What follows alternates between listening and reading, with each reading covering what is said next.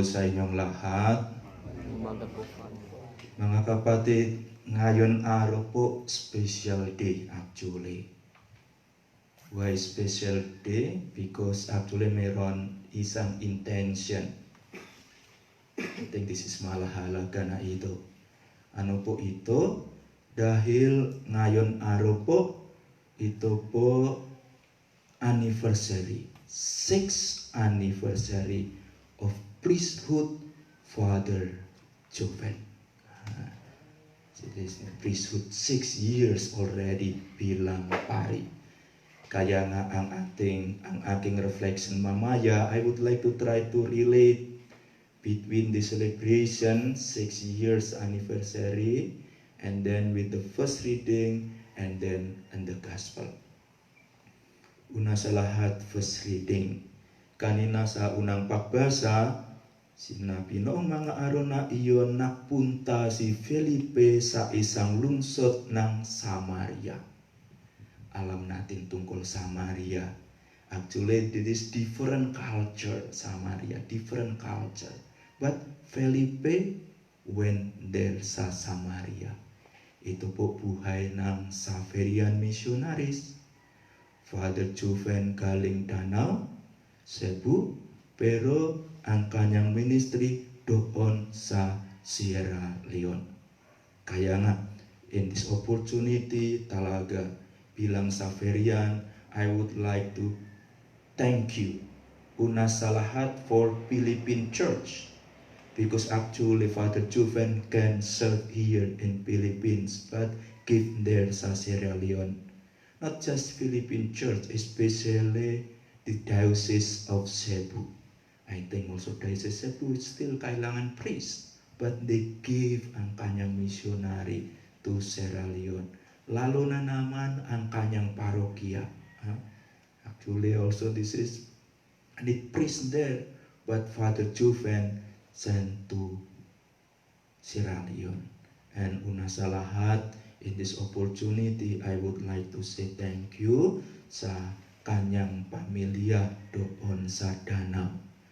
Ayon sa ating congregation, the family is the biggest benefactors. Bakit?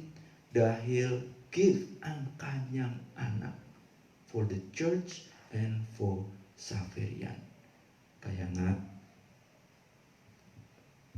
on behalf of Xaverian and Simbahan, I would like to say thank you to the family, especially now family Father Joven doon sa Danau.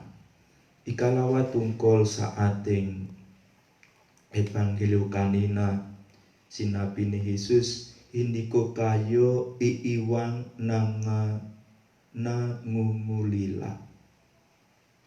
I think this is my reflection about this one. Ayon ng ating Diyos, meron mga ulila. Gusto ng Diyos, we take care ang mga ulila. This is not just about physical mga ulila, pero this is about also faith. That's why Xaverian community try to looking for kahit malayo mga ulila doon sa Sierra Leone, mga ulila in faith doon sa Taiwan, sa China, at sa iba't ibang lugar. Dahil kailangan talaga doon, Father. And this why we send Xaverian to maraming lugar. And dito sa Philippines meron tayong we serve there doon sa St. Francis, Maligaya, doon.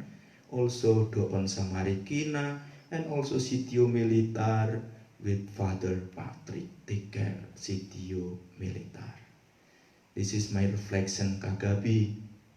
Sometimes, this is because we discuss also, we also have meeting yesterday. Sometimes, we not able to give more than walang pelak, walang ginto to help people.